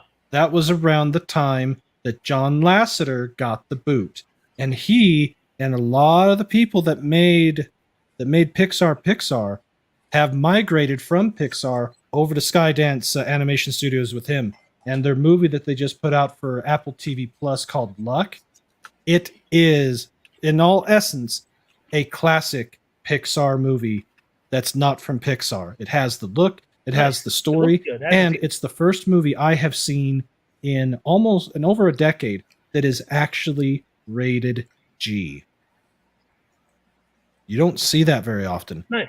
But John Lasseter knows how to tell an epic story while still remaining within that rated G frame. So it's a Nice. movie that I could I'm hoping they do a physical release of it, because I'll go get that, and I'll say, shut up and take my money and pay him $50 for it, because it'll be worth it.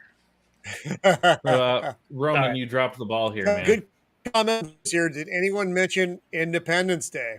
Nobody mentioned Independence Day. Independence Day was such a fun It will freaking come movie. close. It came Now, close on to my list. me, Didn't quite make it.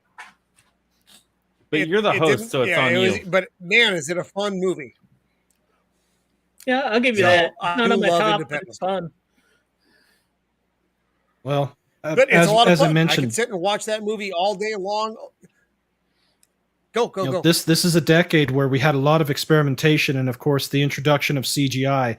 The 90s, well, not quite as stacked as far as movies that are top quality, consistent across the board, like how they were in the 70s and 80s. There was some drop off, but we didn't have that drop off like we're going to eventually get into.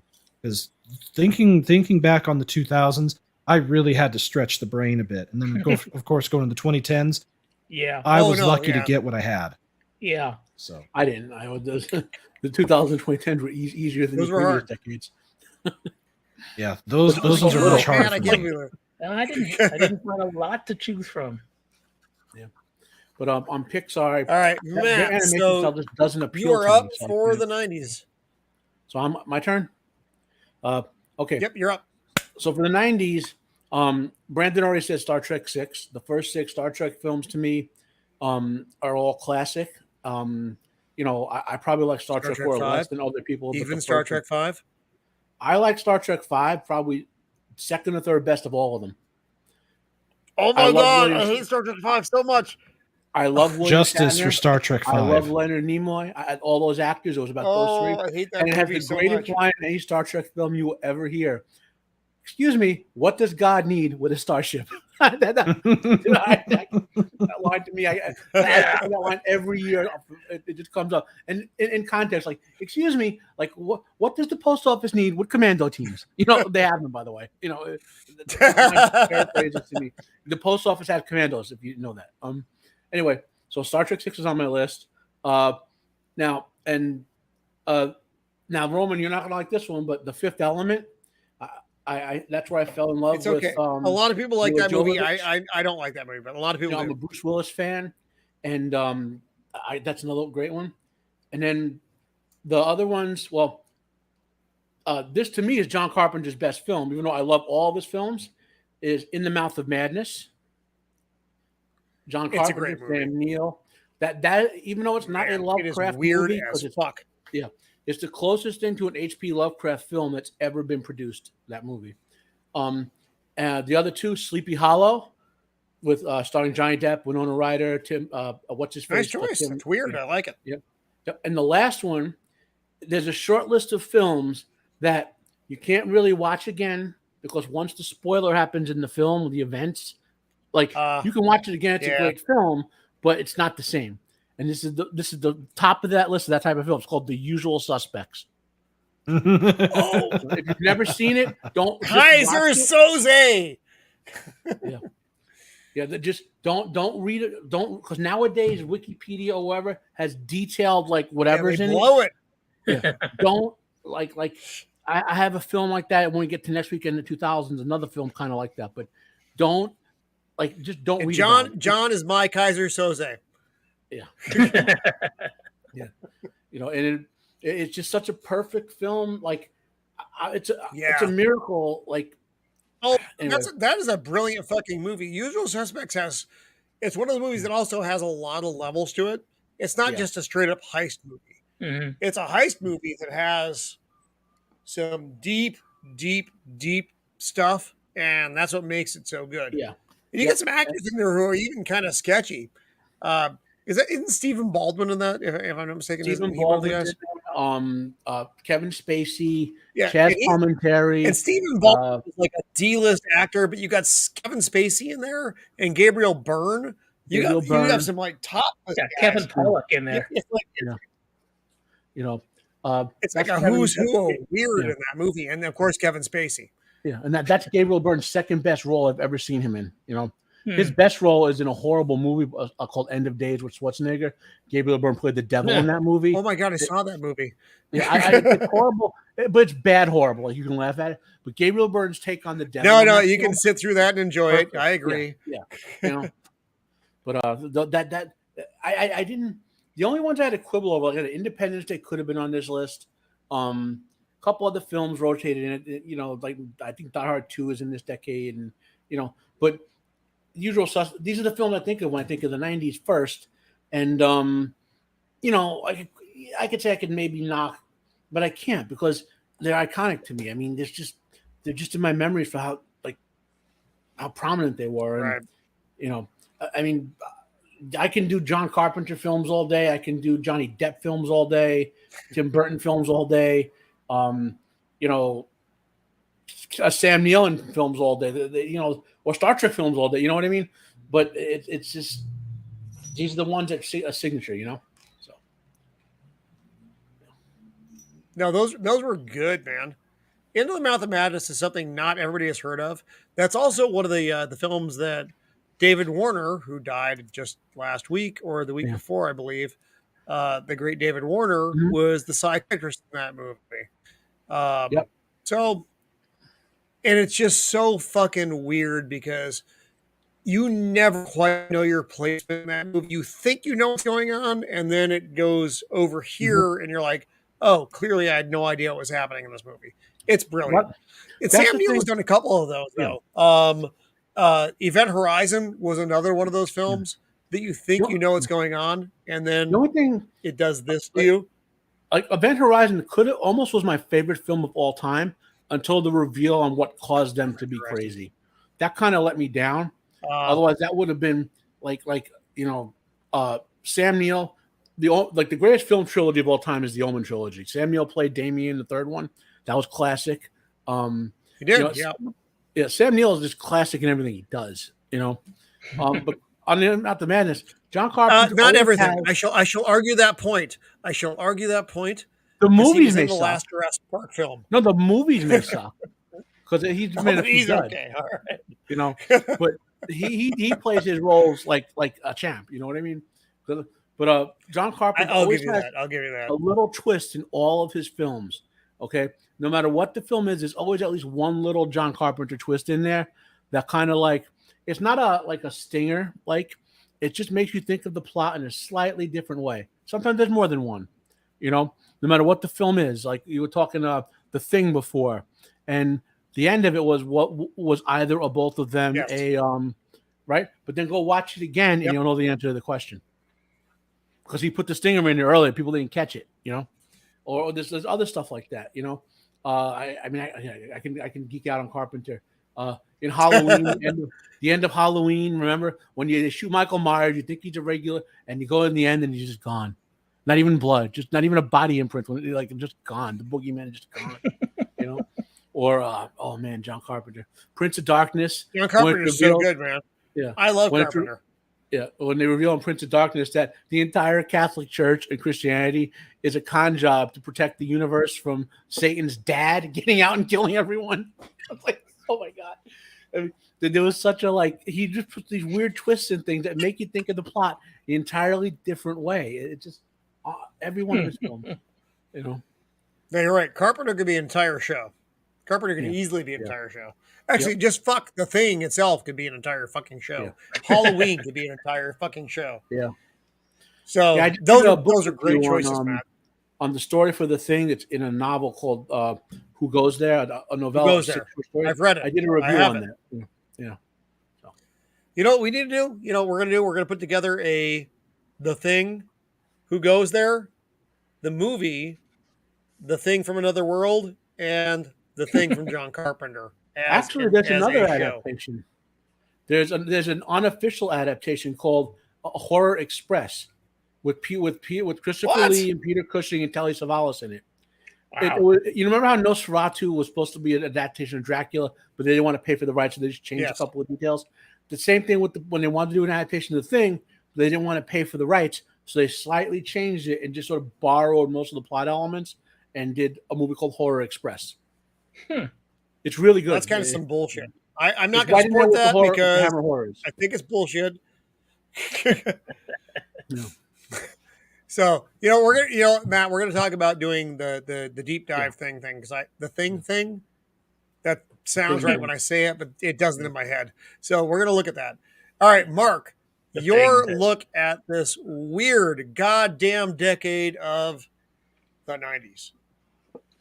I think I got a lot of overlap with you guys. I started with The Usual Suspects, which There was we the go. one you ended with. Great I one. also put Jurassic Park on my list. I think that movie was fantastic. That was a groundbreaking movie, dude. Exactly. Then I got The Big Lebowski. Timeless classic. Oh my god! I The hate Big myself that I Lebowski. didn't think about that. I hated that you one before came that. Timeless classic. Then I followed it up with Toy Story and The Matrix, which were ones that you guys already hit on, but totally 90s classic movies. The Big Lebowski. Oh my god, The that's a Big whole show. Lebowski. Again, that's another movie that's a whole show. How did I not think Because of you the could Big also do a Lebowski? show. Roman, why didn't you make me think of the Big The Lebowski? weird genre mashup of that movie was it because shouldn't you're work, an asshat, but it does. and I don't like you, and there are a lot of reasons for that. Oh, fail! I'm just saying. No, I actually tried. It's so slow. My computer is like goddamn Methuselah over here when I have your opinion, man. You still failed a little bit.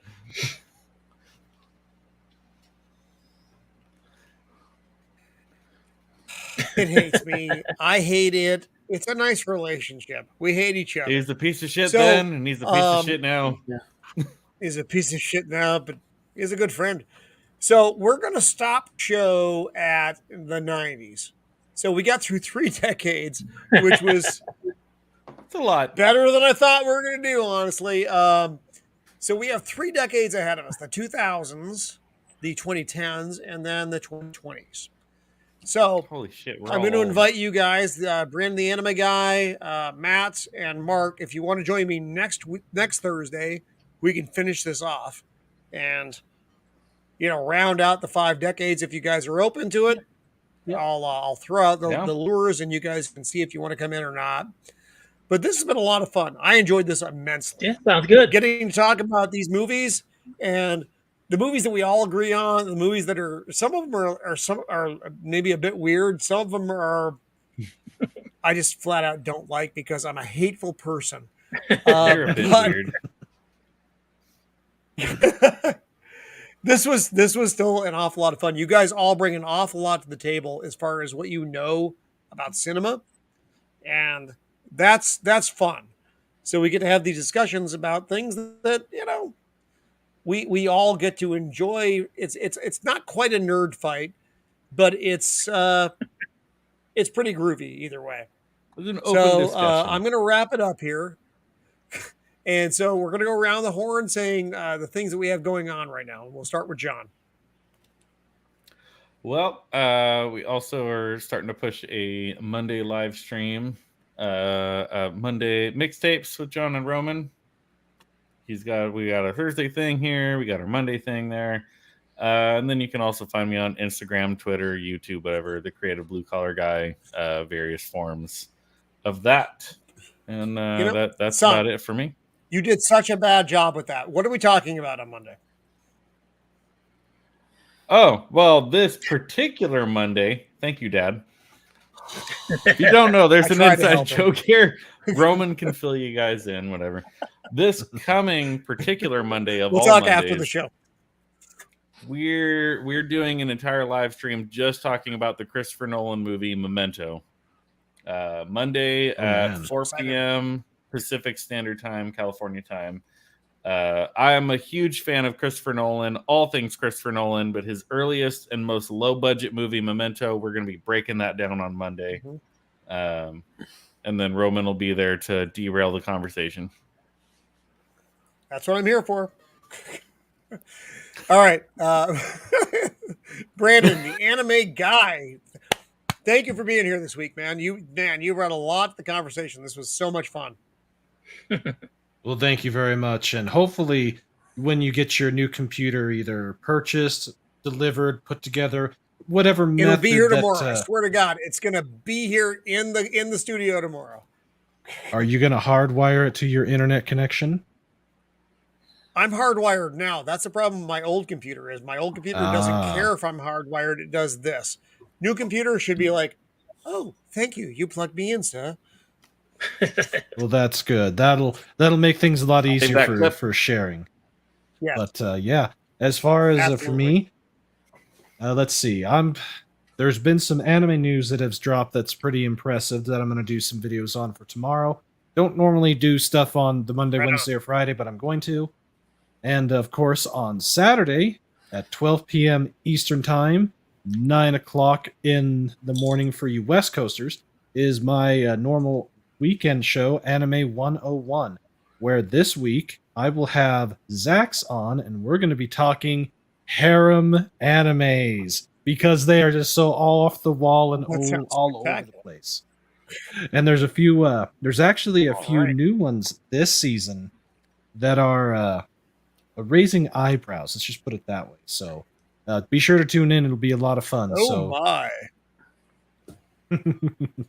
All right, so Oh yes. tune into the Anime Guy tomorrow at 9 a.m. Pacific Standard Time and get your anime on. So, Matt, Unbearable 73 or the Thad shouldn't be on all the other media, as far as I know. Well, the tad that shouldn't be is me, my personal thing. My brand is Unbearable 73. I'm keeping it separate. Just You're for so hard to track. sanity's God. sake, like because I don't want to like cross-reference my personal interactions with my like production of video. You know what I mean? Just to keep it.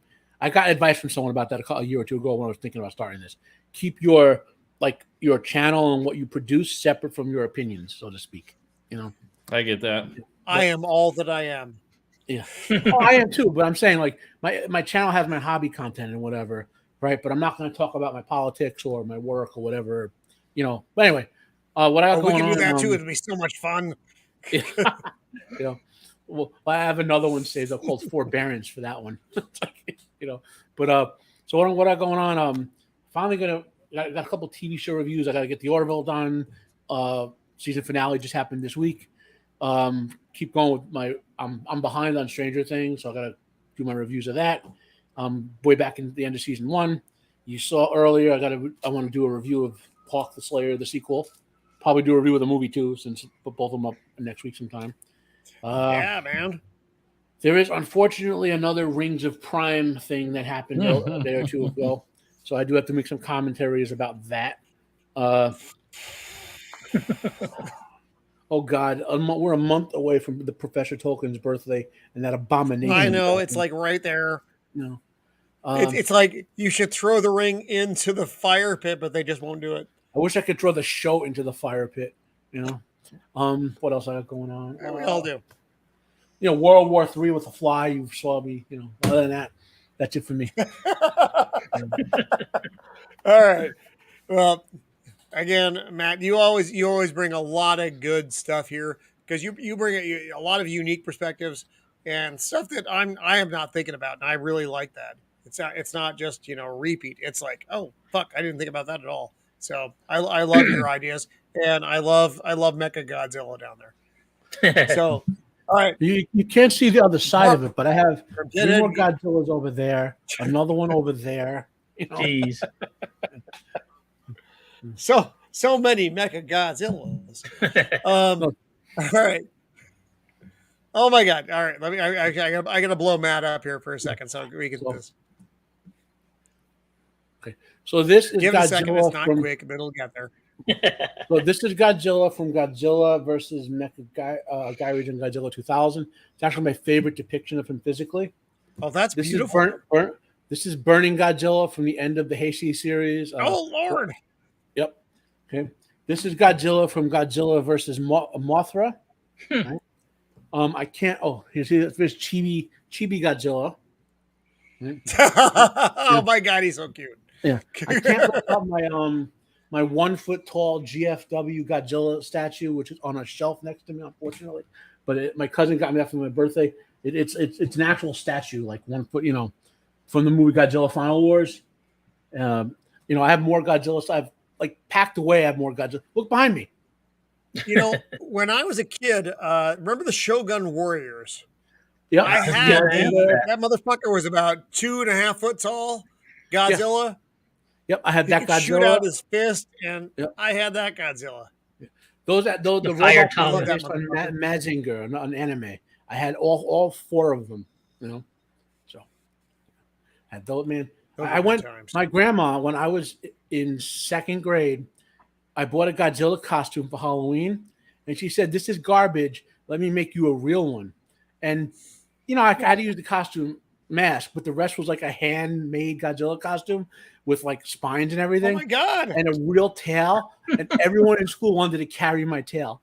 Oh, that's so good, man. Yeah. Oh, Lord. Well, thank you, Matt. That was so fun. All right, Mark Darin of Pinhead Games, my old friend. What do you have going on? Because I know you do. Yeah, I've got a little going on. I'm your resident video game guy. If you don't know me, I spent 15 years making video games with Telltale Games, and that was a real trip. Now I'm just kind of doing my own stupid little games. So right now I'm running a fundraiser on Kickstarter for a game called Nick Bounty and the Goat in the Gray Fedora, which is actually a stupid film that me and Roman made. No. There is no stupid about Nick Bounty. I love Nick on a Bounty. stolen camcorder. We made our little detective comedy movie film, and I've since turned it into a video game. And so I'm running a Kickstarter on that now. If you go look for it, I don't know if you're putting this up and you can put links and shit on there, but that's what I'm working on. Actually, this is up, and I can put links and shit on it. So that's pretty exciting. There you go. I put it in the So description. I'm going to of make the you video. give me that after the show so I can put the link on it because I don't know what the link is going to be. So, because I'm not very good at this if you haven't realized it at this point. But because he's old. this has still been a lot of fun. So I want to thank everybody for coming tonight and for hanging out in the chat and for being in the conversation. John, Brandon, Matt, and Mark, this was a lot of fun. This was just old guys talking, except for John because he's a child, talking about fun nerd stuff of a certain era. You next week you won't be such a child. It'll be fun. Well, yes, And because getting to apparently have a lot of Roman fun is my with this. dad. And we'll talk about that after the show because we're going to talk about it after the show. Anyway, so God, I hate my friends so much. Thank you for hanging out with us this week and talking about weird nerd stuff and the 80s movie and the 90s movies, the 70s movies.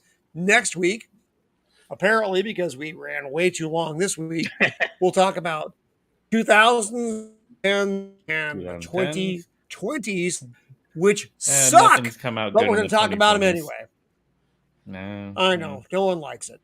So anyway, Only 2 thank years you in. for hanging out with us for this long. And I hope you tune in next week to see what kind of weird shit we're going to talk about. So everybody, peace out and be kind. Cheers.